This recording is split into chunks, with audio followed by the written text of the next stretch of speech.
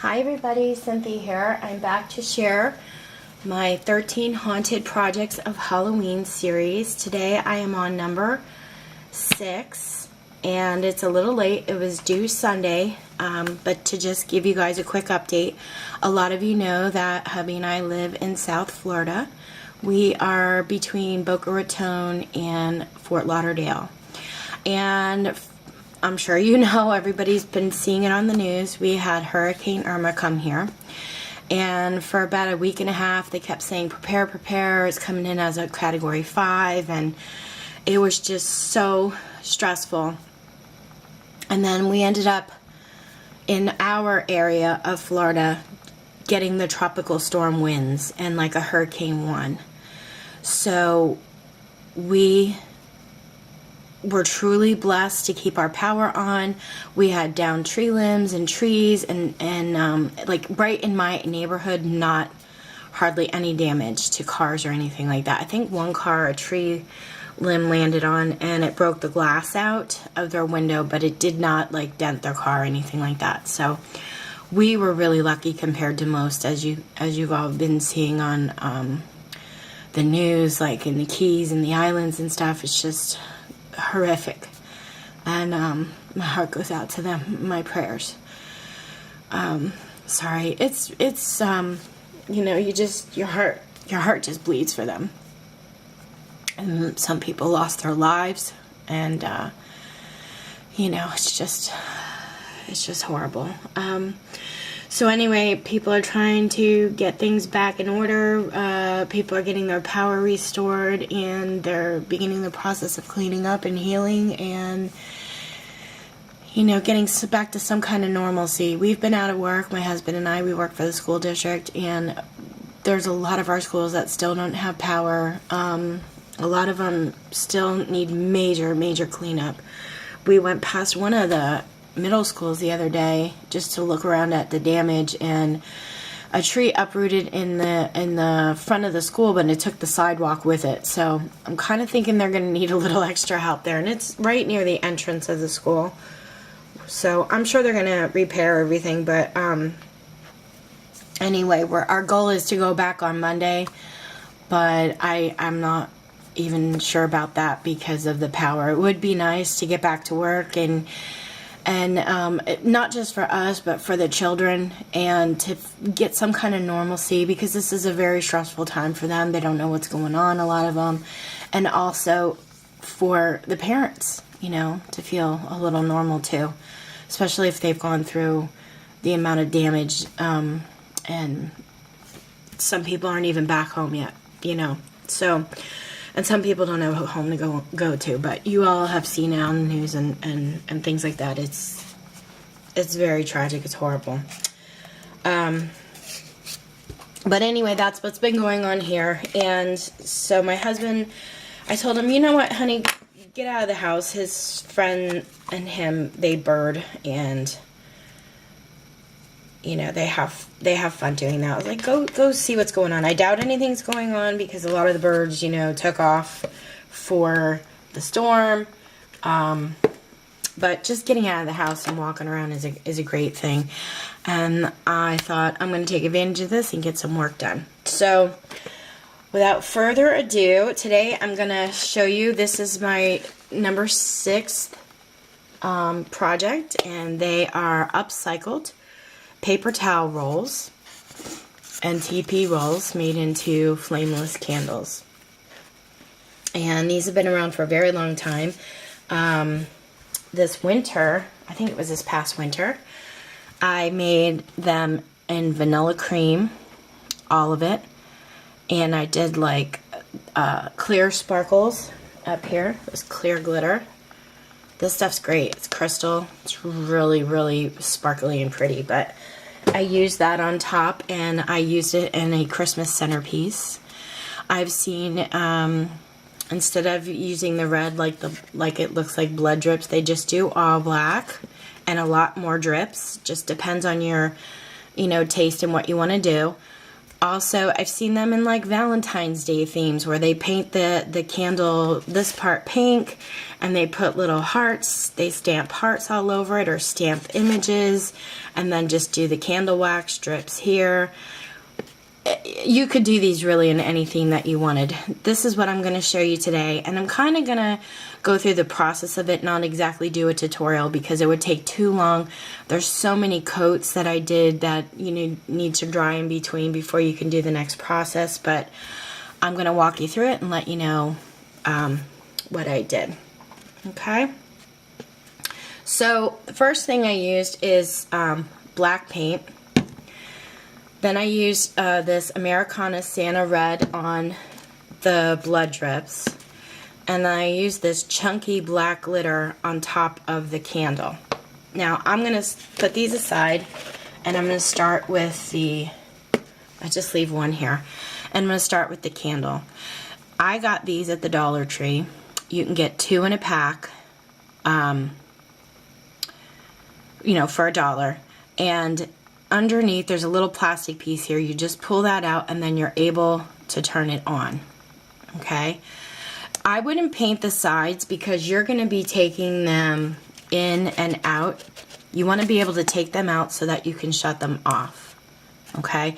So if you paint the sides, the paint's probably just going to start peeling off anyway. And that's not something you want to, might as well not even waste the time doing it. But for the top, what I did was I used some white gesso and I kind of prepared it so that it would adhere the black paint better because these are plastic. And then I used, pardon my reach here guys, glossy accents, and I put glossy accents all over the whole top. And then I poured on some of this chunky black glitter, and then once the whole thing was full I just kind of went around and I pressed it down like that, and then I shook off the excess and let it dry. Then after it was dry, I used this gloss Mod Podge over top just to kind of seal it because I love glitter, but I do not love glitter that flakes off and gets all over the place, like in my hair, on my face and skin and things like that. So I sealed it that way. So that's the candle part. For this part, I painted it oh, let me show you. When you get your paper towel roll, these candles are not going to fit in here. See, the paper towel roll, the toilet paper roll, too big for these candles. So what you're going to want to do is cut it. And I'll show you how to do that in a second. But the first thing you want to, don't do your candle first because it's just easier to kind of fit it in. The first thing you want to do is cut it. Okay, open it up, put your candle inside the top, and then measure it where you're going to have to glue it back together. When you're measuring it, you want to make sure you leave enough room for this to slide in and out easily, because after you paint this, it kind of shrinks just a smidge. It tightens up a little bit. So if you make this too tight, after the paint dries, it might be even a little bit tighter. You might not be able to fit it in. So make sure you leave yourself enough, plenty of room that you can slide it in and out easily, but that it's tight enough that it's going to stay and your candle's not going to fall through. Okay? So I basically put it in here and I measured it to where I thought it was going to go in and out easily. Okay, and then I just took my marker and I kind of made a little line here so I knew where I needed to put my hot glue. Okay, just like that. And then I know got to put my hot glue in here and then seal it down right by that line. And I'm going to do that for you right now so you can see. Just run the hot glue down the edge here and seal it closed. Now for the taller ones, it's going to be really hard for you to get your fingers in there and seal it, so you may want to run a bone folder or a paintbrush, run it on the inside and push down really good because you want a good nice seal on the roll. Okay, so then before you start painting, you want to test it again to make sure you can get the candle in and out so that you can turn it on and off, but that it's not going to fall through. So that works. And then once I did that, I painted it with black paint. I let it dry. I didn't have any, you can buy black paint with glitter, kind of like this one here. See how it has glitter inside it? You can buy that in black, but I didn't have that on hand. So what I did was, once this dried with the black paint, I squirted some of this glitter glue on and I just rubbed it all around. And I waited for that to dry. And once that happened, because I wanted to paint my candle wax strips in red to make it look like blood, I did that after the black paint and the glitter was dry. If I want to keep this black, you can do your blood drips first and then just paint the whole thing as you go. But because I wanted a different color, I painted the tube first. So then once that's all done, I went in with my hot glue and I started to create my drips. And this is how I did it. You can do it any way you want. I'm just showing you how I did mine. So at the very top, I went across the edge, just like that. And then I came down in a long drip. And then I went across again. And I came down in a short one. Cross again. And I came down in a medium. And then to keep it kind of uniform, just want to get a little more hot glue up there. I did that throughout the whole thing. So I went across, made a long drip, and then across, I made a short one, and then went across, and I made a medium one. Okay? And I did this throughout the whole, across the whole candle until that's finished. And then what you want to do is you want to let that dry really well. And it doesn't take too long. Hot glue dries pretty good. But this is kind of thick, so make sure it looks cloudy almost, like a white cloud. And then you know it's pretty dry, and then you can check it. Like I said, there's no uniform way of doing it. I'm just kind of showing you how I did mine. And the really nice thing is, if you mess up, you can just run you don't have to actually squeeze more glue out, but you can just kind of run this back over it, even if it dried, and kind of fix your mistake because you're like remelting it. You know what I mean? So don't be afraid. It's just paper towels and you can always do it over.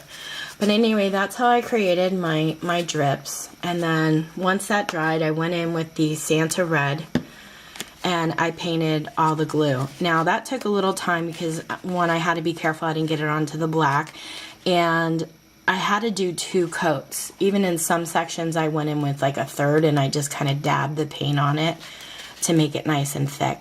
And then I waited for everything to dry completely, and I went over it with the high gloss Mod Podge again through the whole thing.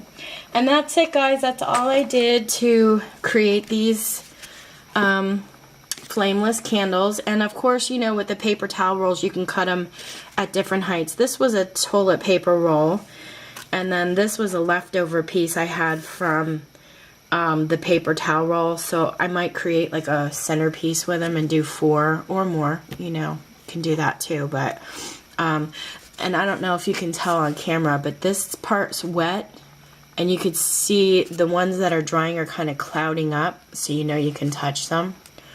But that's what I meant about the clouding. So anyway, if you guys have any questions, let me know.